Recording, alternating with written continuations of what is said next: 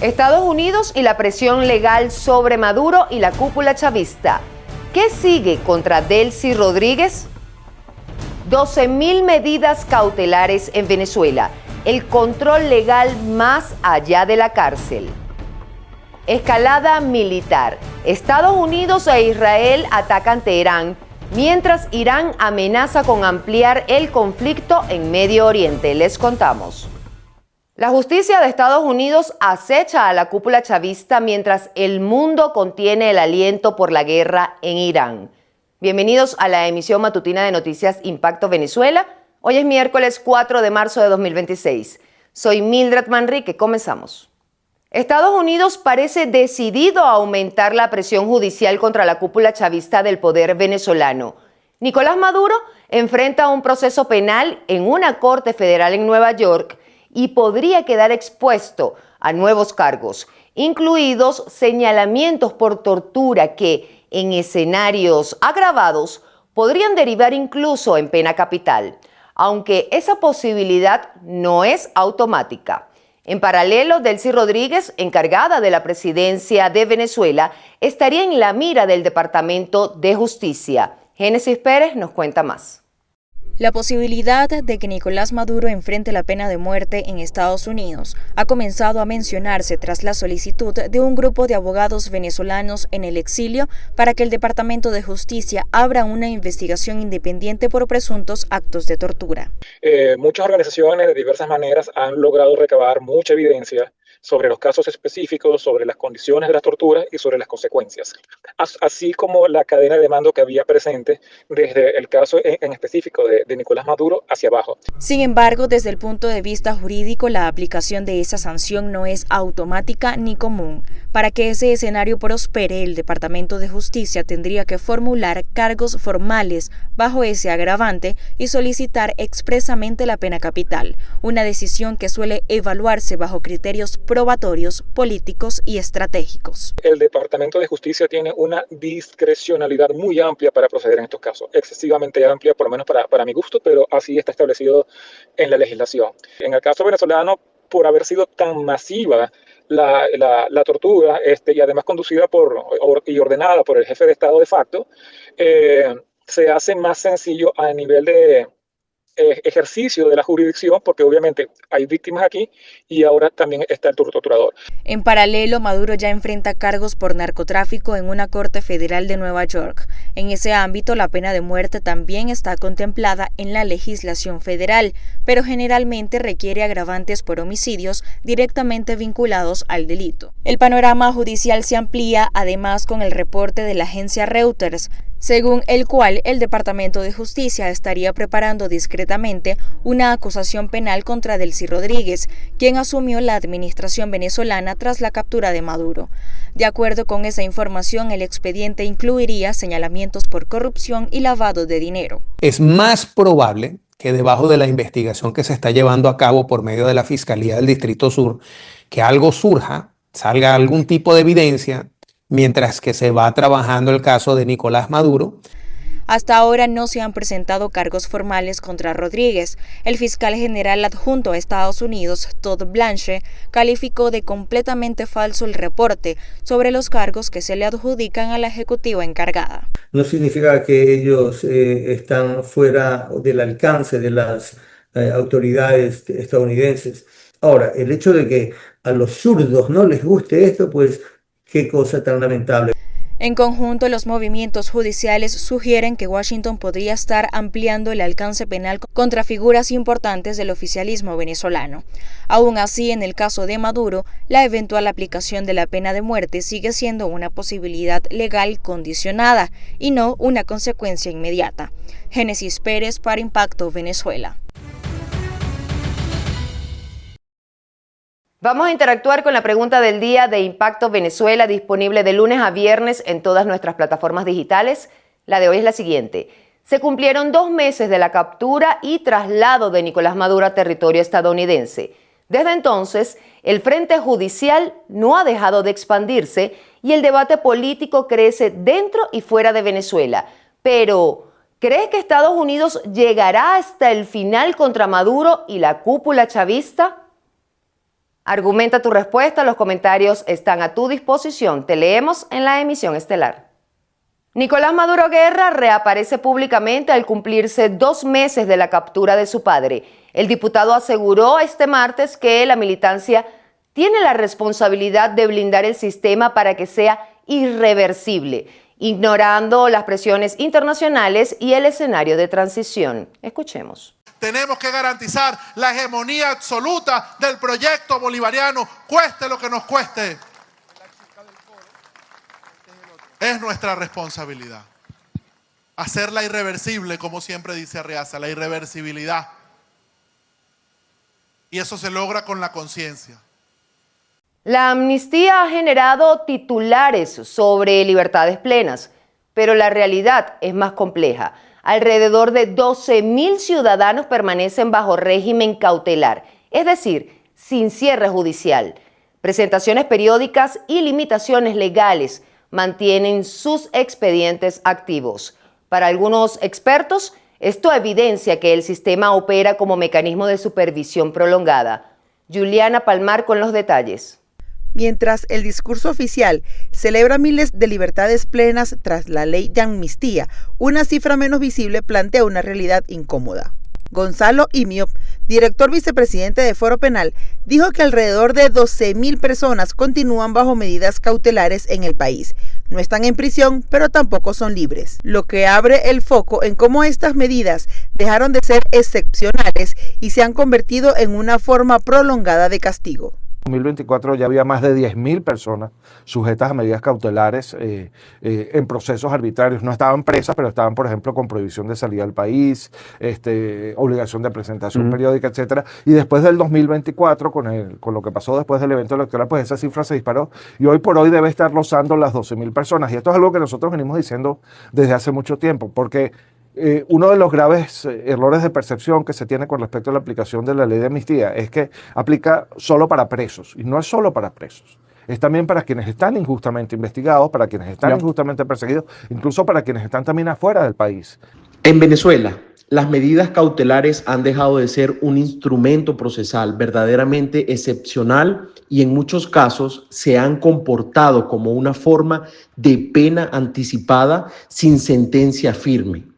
Esto no solo obedece a las deficiencias legales o administrativas, sino que refleja un uso político del sistema judicial para restringir libertades y controlar disidencias. En contraste, el presidente de la Comisión Especial de la Ley de Amnistía, Jorge Arriaza, informó que desde la entrada en vigencia del instrumento, 6.071 personas han recibido libertad plena.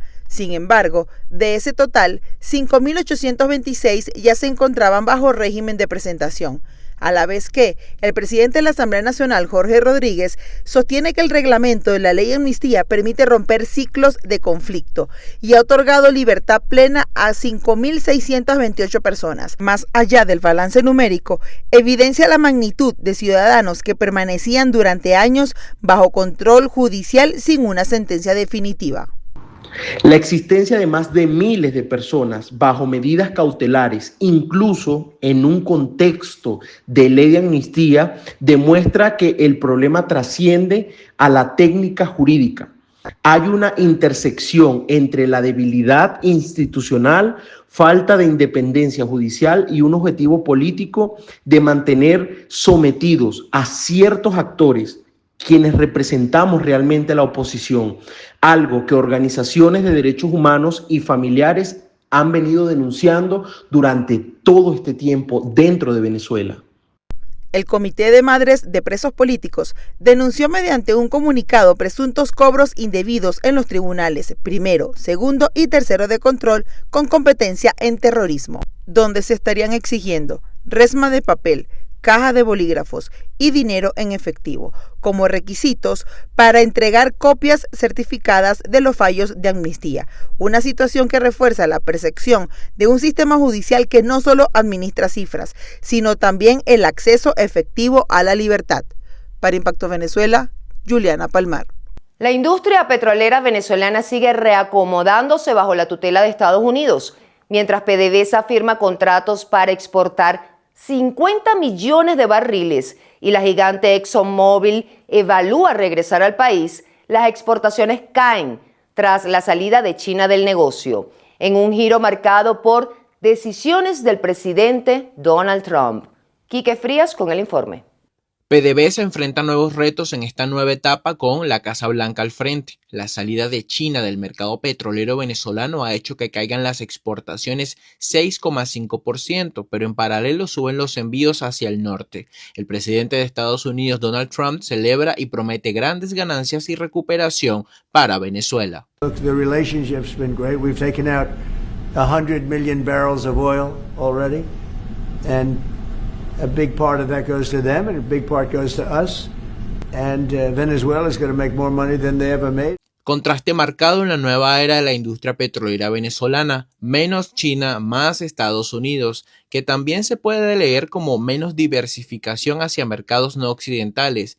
¿Esto realmente fortalece a la industria o la amarra a un solo socio comercial? A raíz de lo que pasó el 3 de enero, Venezuela va a recibir más dinero. Te voy a poner estas cuentas. Se estima que el ingreso petrolero va a pasar de 18.000, 20.000 millones de dólares el año pasado, este año a unos 28.000 millones de dólares.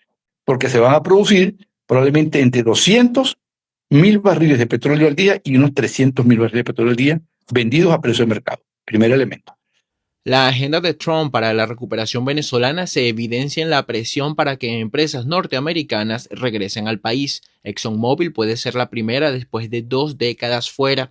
El precio internacional, que por el conflicto en Medio Oriente podría superar los $100 por barril del oro negro, juega a favor y hace atractiva la inversión extranjera. Si la misma producción, exportación se mantiene estos días, porque eso no salta de un día para otro, las exportaciones petroleras, los mismos 850.000 barriles vendidos a 66, que es el precio que te da la cesta petrolera, significan 3 millones de dólares diarios adicionales. Llevados a términos anuales, estamos hablando de 1.100 millones de dólares. Es la cuenta que yo he sacado. De la mano de Chevron, de la mano de Repsol, de la mano de Muriel Prom, tal vez no en las cantidades que mucha gente habla de 400.000 barriles, pero va a aumentar por lo menos 150.000 barriles de petróleo. En la Casa Blanca dicen que es una relación ganar-ganar, en la que los únicos fuera del Big Deal son China y Rusia. In fact, you'll see a ship at the dock later today that came from Venezuela. As it gets into March, you'll see a lot of Venezuelan crude arriving. La firma de PDVSA el pasado martes de contratos para expandir sus ventas hacia el mercado norteamericano evidencia que el mercado no se contrae, sino que se reconfigura, y solo los resultados futuros responderán si son positivos para Venezuela. Reportó para ustedes Quique Frías, Impacto Venezuela. El tiempo corre, la realidad no espera. Seguimos con Impacto en 60 segundos. 2 noticias en tiempo récord. Sindicatos y empresarios plantean nuevo salario mínimo en Venezuela. Representantes de gremios empresariales y sindicales buscan un consenso con el gobierno encargado para fijar una nueva cifra salarial, monto que no se modifica desde hace 4 años. La mesa de trabajo aborda propuestas económicas que oscilan entre $200 y $450 mensuales, sin tomar en cuenta las bonificaciones y otros beneficios, además de una reforma a la ley del trabajo. Las organizaciones exigen que este ajuste sea antes del 1 de mayo, con el fin de evitar que la inflación diluya aún más el poder de compra. Colegio Nacional de Periodistas exige al gobierno encargado seguir 3 pasos para recuperar la libertad de expresión en Venezuela: devolución y reapertura, retorno inmediato de medios expropiados y reapertura de emisoras de radio y prensa clausuradas por motivos políticos, retorno seguro de periodistas, cese de la persecución judicial y cierre de causas penales contra cientos de comunicadores en el exilio, garantizando su regreso con plenas libertades. Amnistía y libertad plena. Liberación de todos los trabajadores de la prensa detenidos y eliminación de medidas cautelares, reza el comunicado difundido este martes en redes sociales. Israel y Estados Unidos bombardearon este martes el centro de Teherán, mientras los iraníes intensificaron su ofensiva y amenazaron con atacar todos los centros económicos de Medio Oriente en el cuarto día de guerra. Veamos. Casas de Israel y Estados Unidos bombardearon el martes el centro de Teherán y los iraníes intensificaron sus ataques contra instalaciones petroleras e intereses estadounidenses en el Golfo, en el cuarto día de guerra en Medio Oriente. El gobierno israelí indicó que llevó a cabo ataques aéreos contra la presidencia iraní y las oficinas del Consejo Supremo de Seguridad Nacional en Teherán y contra instalaciones de producción de misiles balísticos en todo el país. Mantuvo además sus ataques contra Líbano. Según la agencia de noticias Tasnim, hubo también ataques contra el edificio que alberga la institución encargada de elegir al líder supremo que sucederá al ayatolá Ali Jamenei, muerto el primer día de la guerra. Seguimos golpeando a Irán con fuerza. Nuestros pilotos están sobre los cielos de Irán y de Teherán, y también sobre los cielos de Líbano. Hezbollah cometió un error muy grave cuando nos atacó. Ya respondimos con contundencia, y responderemos con una fuerza aún mayor. El presidente estadounidense Donald Trump aseguró que prácticamente todo ha sido destruido. No tienen armada, ha sido destruida. No tienen fuerza aérea, ha sido destruida. No tienen detección aérea, también ha sido destruida. Su radar ha sido destruido y casi todo ha sido destruido. La capital iraní se ha convertido en una ciudad fantasmal para los habitantes que no han escapado. Muchos han huido a la vecina Turquía. Está muy peligroso ahora. La mayoría de la gente se ha quedado en Teherán, pero es muy peligroso. La Media Luna Roja iraní estima que el número de muertos desde el sábado, cuando se desencadenó la guerra por los bombardeos de Estados Unidos e Israel contra Irán, subió a más de 780. La France Press no pudo verificar este saldo. En respuesta a los ataques, Irán sigue multiplicando los lanzamientos de misiles en la región. Los guardianes de la revolución, el ejército ideológico, amenazaron a Estados Unidos e Israel con abrir las puertas del infierno a sus enemigos. En las últimas horas reivindicaron el ataque a una base aérea estadounidense en Bahrein. Los drones iraníes también alcanzaron centros de datos de Amazon en Bahrein y en Emiratos Árabes Unidos. Qatar afirma haber frustrado los ataques contra el aeropuerto internacional Hamad. La embajada estadounidense en Arabia Saudita también fue blanco de 2 drones iraníes que provocaron un incendio, obligándola a cerrar sus puertas, como ya lo hizo la embajada en Kuwait. Estados Unidos pidió a los estadounidenses que abandonen Oriente Medio, desde Egipto hacia el este, por motivos de seguridad. La advertencia abarca a 14 países. La guerra amenaza una región crucial para la producción y exportación de hidrocarburos, lo que hizo caer las bolsas y disparó los precios del petróleo y del gas. Varias instalaciones petroleras fueron atacadas el martes por drones en Omán y Emiratos Árabes Unidos, y Qatar suspendió el martes la fabricación de determinados productos como los polímeros, el metanol y el aluminio tras frenar la producción de gas natural licuado por un ataque iraní contra sus instalaciones. Un general de los Guardianes de la Revolución advirtió el martes que si siguen los bombardeos, todos los centros económicos de Oriente Medio serán blanco de represalias. El secretario de Estado estadounidense Marco Rubio confirmó que un dron impactó en las inmediaciones del consulado de su país en Dubái sin causar víctimas. Por su parte, Trump cerró el martes la puerta al diálogo, indicando que es demasiado tarde para eso. Amigos, muchas gracias por acompañarnos en esta su ventana informativa. Síganos en web y redes sociales como @ImpactoVE. Suscríbanse y activen las notificaciones en YouTube. Que la esperanza guíe su día. Hasta mañana.